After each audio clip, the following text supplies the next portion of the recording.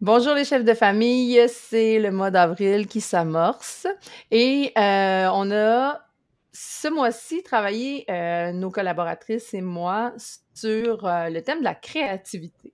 Et je pense que s'il y a un domaine, ben, en fait, tous les domaines de notre vie de famille nécessitent de la créativité, mais quand vient le temps de parler de finances, on n'échappe pas non plus à ce besoin de créativité-là pour essayer de trouver la Ouais. solution qui nous ressemble. Surtout quand vient le temps de parler peut-être de rembourser des dettes ou de redorer son bilan un peu. Dominique, on parle ce mois-ci, on parle de dettes en fait. On en a Oui, tous des dettes, c'est normal d'avoir des dettes. Hein, on n'est pas, c'est correct d'avoir des dettes aussi oui, si on les gère correctement, puis si on sait de quoi il en retourne en fait. exactement. Ça fait partie du processus financier de s'endetter pour acquérir des biens. C'est pas un problème d'avoir des dettes. Il faut juste s'assurer qu'on a le contrôle sur nos dettes, je dirais. C'est ça. Ouais, c'est Donc, mieux dit. exactement. Fait que je pense que le bon point de départ, c'est de faire la liste de nos dettes. Vraiment, là, l'ensemble de ce qu'on doit, ça peut être, on passe aux dettes traditionnelles, là, le type de dette, on a les hypothèques, les prêts étudiants, prêts auto, marge de crédit, carte de crédit, mais on peut aussi avoir un solde à l'impôt qui traîne, une accumulation d'un compte on fait vraiment là, la liste de l'ensemble de nos dettes. Après ça, on se fait un tableau, on va avoir une petite combine pour ça là, qui va être disponible aussi. On fait un tableau avec la date de fin de la dette ou la date de son renouvellement. Après ça, Ouais. on va mettre le taux d'intérêt de cette dette-là.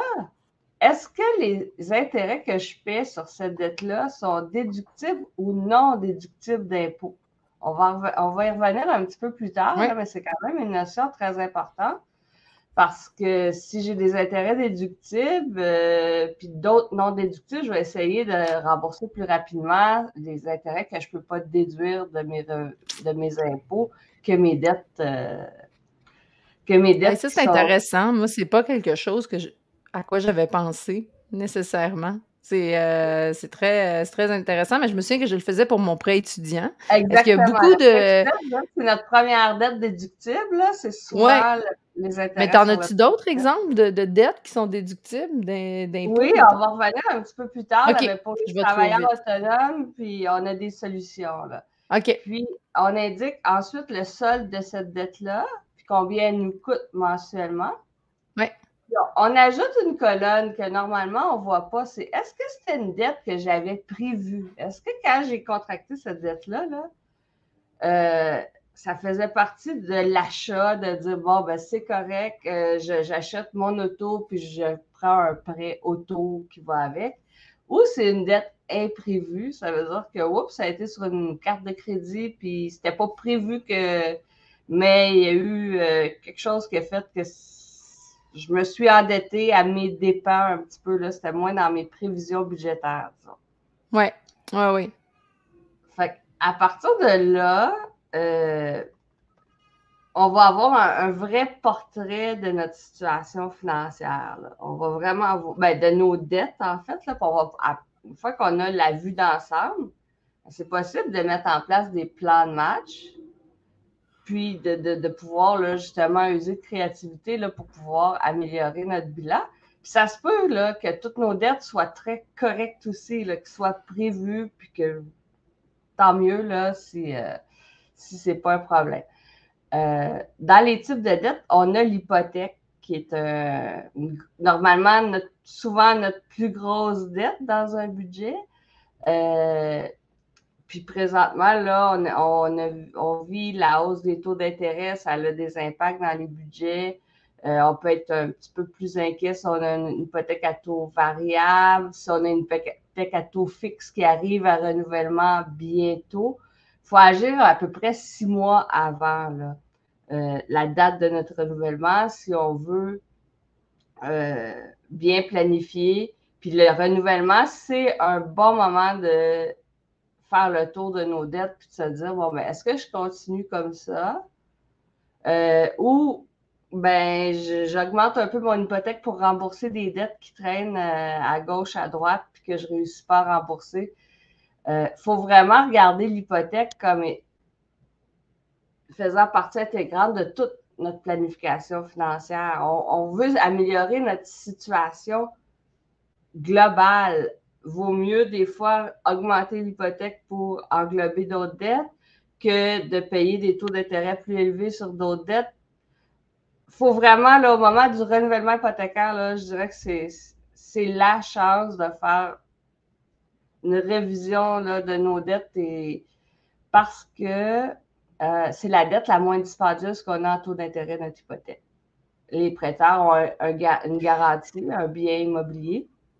Donc, c'est un outil, en quelque sorte, notre hypothèque. Il faut l'avoir un peu comme un outil, puis c'est un endroit où, justement, on peut rassembler des dettes parce que, bon, l'hypothèque, c'est le prêt qu'on risque d'avoir tous là, dans notre vie, puis avec lequel on peut jouer un peu. Donc, effectivement, les renouvellements hypothécaires, c'est des moments clés. Est-ce que ça peut être une stratégie financière que de ne pas prendre des termes trop longs? Ou parce que souvent, on va... le moment où on prend notre renouvellement, c'est vraiment un moment de prise de conscience. Qu'est-ce qui va se passer dans les prochaines années? Si je suis en train de me demander, peut-être que la maison est rendue trop petite, il faudrait peut-être vendre, mais peut-être le fait de ne pas signer un 5 ans, de signer un terme plus court pour éviter la pénalité. C'est vraiment, il faut le voir comme un outil pour nous permettre de réaliser nos projets à plus court terme. Faut vraiment, là, au moment où on renouvelle, là, on ne fait pas juste renouveler. On regarde, oui, nos dettes, mais nos projets aussi. Est-ce qu'on veut faire des rénovations? C'est le moment de dire, dans les 5 prochaines années, si je signe pour 5 ans, je ne veux pas avoir des soldes qui vont se retrouver sur mes cartes de crédit. Est-ce que j'ai accès à du crédit supplémentaire? Est-ce que je peux demander une marge de crédit à côté de mon hypothèque parce que je sais que j'ai un projet qui s'en vient qui va... On fait le tour quand le renouvellement hypothécaire, là, c'est la meilleure dette. L'idée, c'est pas d'aller chercher le maximum de crédit si on n'en a pas besoin. On ne veut pas se surendetter parce qu'on veut la payer, cette maison-là, puis se garder aussi des liquidités pour le jour où on aura peut-être un projet plus grand. Mais c'est intéressant parce que souvent, quand on renouvelle notre hypothèque, ce qui nous préoccupe, c'est le taux. Exactement. Fait que là, on dit on veut le meilleur taux, puis là, souvent, on a un meilleur taux sur 5 ans que sur 2-3 ans. Fait que là, mais c'est important d'avoir un peu une réflexion sur le court terme, puis une réflexion sur le long terme. Tu sais, est-ce que je veux payer mon hypothèque? Est-ce que j'ai des choses dans le court terme qui pourraient être, comment dire, financées par mon hypothèque? Fait que bref, c'est toutes des questions qu'il faut se poser. C'est super intéressant comme réflexion. Faut pas perdre de vue là, que les banques, les institutions financières, les caisses, c'est des entreprises à but lucratif et ils ont vite compris qu'on regarde que le taux d'intérêt. On se laisse aveugler par un taux d'intérêt. Donc, faut aller plus loin que ça, puis regarder les autres clauses. Il y a des prêts, je donne un exemple, où est-ce qu'on peut rembourser jusqu'à 25% sur le capital par année. Si j'ai une hypothèque que je désire accélérer le remboursement, peut-être que c'est une option. Si je sais que je vais avoir de l'argent qui va arriver, j'ai une grosse somme d'argent qui s'en vient, mais peut-être que le fait de pouvoir rembourser un plus gros montant sur mon hypothèque va venir contrebalancer un taux d'intérêt légèrement plus élevé. Il faut vraiment y aller selon notre situation. Il n'y a pas de réponse toute faite, je le dis toujours. Mais dans le cas des hypothèques, c'est vraiment un moment important. Puis il y a beaucoup d'argent en jeu. Je dirais en plus, aller voir un courtier parce que ça se peut que votre institution n'ait pas le produit qui vous convient le mieux. Ça se peut que si je me présente à ma banque, ils vont me dire que ça ne se fait pas. Puis c'est vrai que ça ne se fait pas chez eux, mon besoin. Ils ne peuvent pas y répondre de manière correcte, mais peut-être qu'à la porte d'à côté, la solution, elle existe pour moi, puis elle va mieux me convenir. Oui. Tout à fait. C'est un peu ce que je voulais dire ce matin sur les hypothèques. Maintenant, les cartes de crédit, marge de crédit. C'est pas un problème d'avoir des soldes sur les cartes de crédit ou marge de crédit. C'est un problème quand je vois plus la fin. quand je ne suis pas capable de dire, ben, dans 3 ans, ça va être fini parce que je mets tant par mois, puis j'ai un plan de match, c'est structuré, c'était voulu, même si c'était imprévu, si je rajuste mon budget, puis je dis j'ai un plan de match, puis je vais réussir à atteindre cette dette-là dans un temps X, c'est déjà une bonne chose. Si je ne vois pas la fin,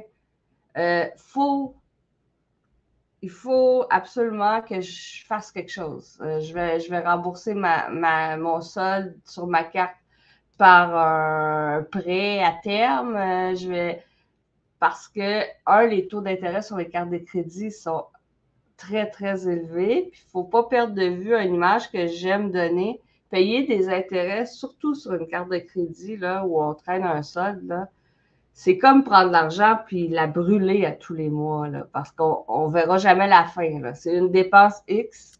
Ah non, c'est sûr. C'est fâchant. Puis on se sent pas bien. Règle générale, on se sent pas bien quand on a des sols qui traînent. Puis que justement, comme tu dis, qu'on n'a pas de plan de match. On a l'impression d'échapper quelque chose. En tout cas, moi, ça me donne cette impression-là. Je suis pas du tout à l'aise. Fait qu'en plus, c'est un souci puis un stress de plus. Fait que.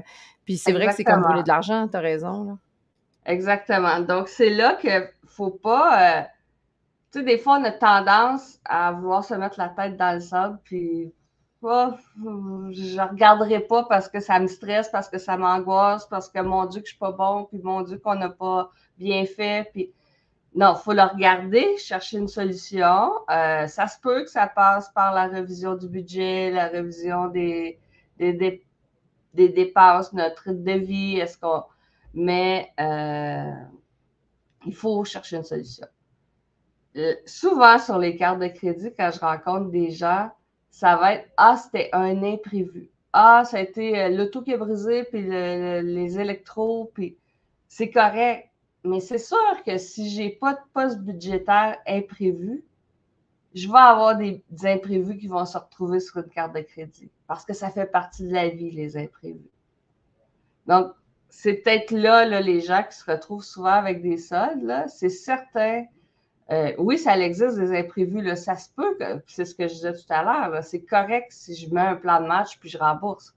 Mais c'est certain que si mon budget il est très alloué en dépenses sans place pour les imprévus, mais à un moment donné, ça va se retrouver sur ma marge ou ma carte parce que des imprévus dans la vie, là, on le sait tous, là, avec des enfants, il y en a toujours.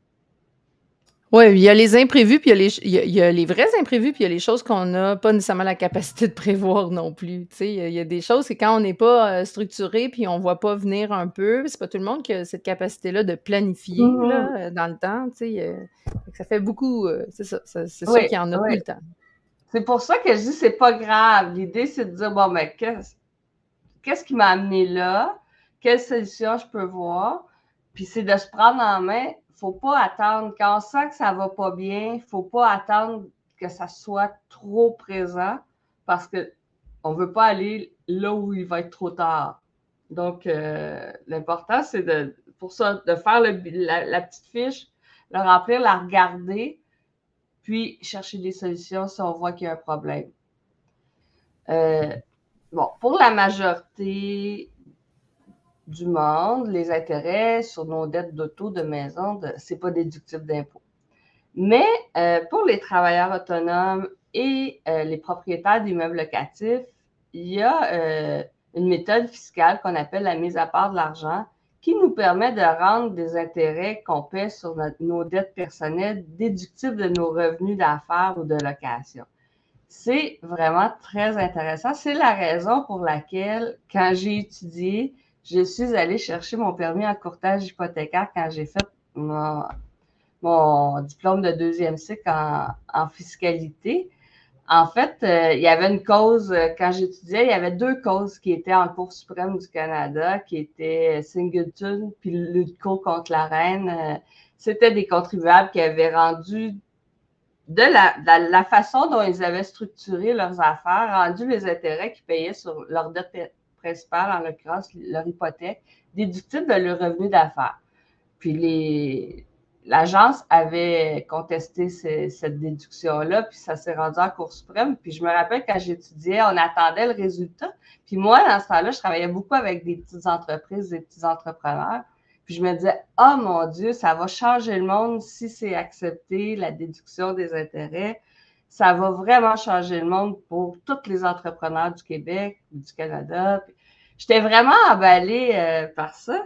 Puis, quand la décision est arrivée, que le juge, en fait, ce qu'il a dit, c'est que les contribuables ont le droit d'organiser leurs affaires de manière à payer le moins d'impôts possible. C'est pas illégal si c'est bien fait.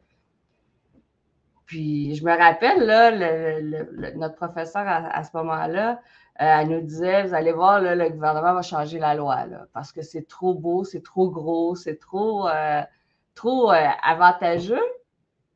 Puis là, j'ai fini mes études, puis je voyais personne qui faisait ça, puis moi, j'en parlais, puis j'étais comme, là, les gens arrivaient à leur banque, ouais, ben non, ça se fait pas, ou ils revenaient, mais pas avec le bon produit pour bien le faire.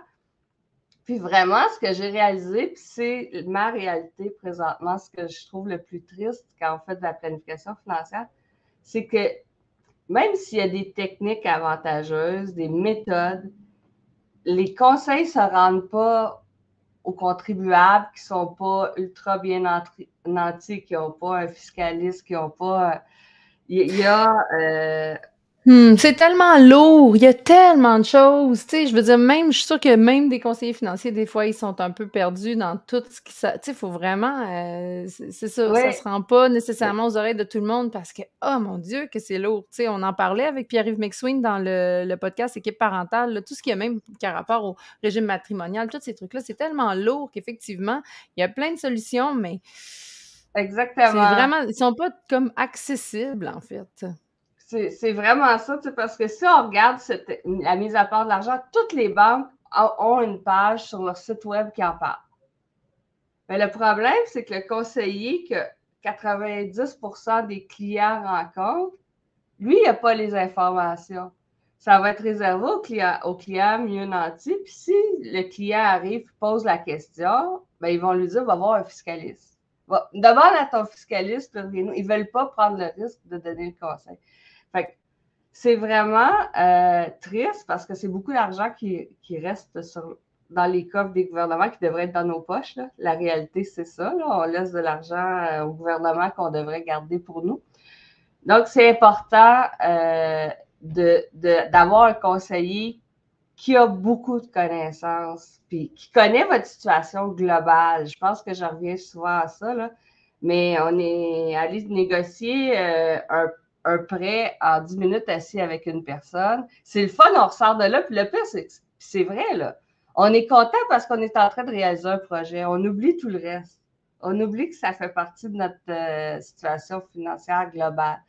Fait que de prendre le temps de regarder nos dettes puis d'aller voir, là, aller voir mes apports de l'argent. Il y a beaucoup de textes sur le web. Allez voir un conseiller qui connaît ça. Si vous êtes travailleur autonome, si vous avez des immeubles locatifs, c'est important. Vous pouvez nous appeler, on va le regarder, là, mais c'est vraiment important parce que votre hypothèque, si vous pouvez rendre les intérêts déductibles, c'est beaucoup d'argent là, qu'on paie en intérêt sur notre hypothèque, surtout depuis la hausse des taux. Là, c'est vraiment devenu très, très intéressant. Oui, c'est encore plus d'actualité, là, en effet. Donc, la même chose, là, je reviens sur le CELIAP, là. Il n'y a pas personne en 2023 qui devrait acheter une propriété qui est admissible au CELIAP et ne pas s'en servir, là. C'est un cadeau. C'est inadmissible. Là. Exactement, c'est un cadeau. Ce serait inadmissible. Là, ouais. Il n'y a pas de bonne raison de ne pas s'en servir si je peux. Oui. C'est clair. Il faut vraiment que l'information se rende là plus bas. J'essaie en la rendant accessible, mais il y a vraiment un manque présentement, mais il y a des associations qui commencent à vraiment être conscients de ce manque-là et de vouloir le rendre l'information plus bas. Donc, c'est un peu ce que je voulais vous dire aujourd'hui. Usez de créativité, cherchez pas le plan écrit dans un livre qui vous dit faites ça, faites ça, faites ça, parce que ça risque de pas marcher. Cherchez votre plan. Cherchez votre plan, puis faites-vous aider. par des gens Oui. qui ont des compétences que vous n'avez pas. Vraiment, merci, Dominique. On est chanceux de t'avoir. Puis justement, tu dis, tu veux partager l'information, de nous emmener, de semer des petites graines de réflexion, puis de dire, OK, ben non, je ne ferai pas ça tout seul parce que effectivement, on travaille tellement fort, on a des rêves, on a des ambitions, puis des fois, il y a peut-être de l'argent comme tu dis, qui s'en va au gouvernement qui s'en va au gouvernement, pardon, alors qu'il devrait rester dans nos poches. Fait que merci beaucoup de nous partager ces informations-là, Dominique. C'est très généreux de ta part. On est toujours content d'en savoir davantage. Ça me fait tellement plaisir. On se revoit le mois prochain, comme d'habitude. Oui. Excellent. Bonne journée.